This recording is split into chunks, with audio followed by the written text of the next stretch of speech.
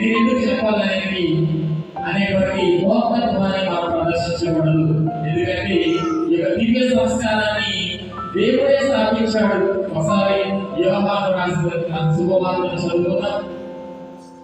పునీత యోహాను గారు రాసిన శుభవార్త 20వ అధ్యాయము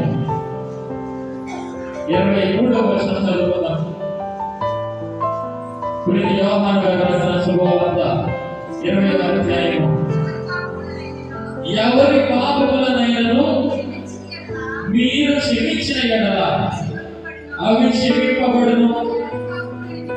మీరు ఎవరి పాపములనైనను క్షమింపని యెడల అవి క్షమింపబడవు అని చెప్పారు. ఎవరు చెప్పారు ఈ మాటలు?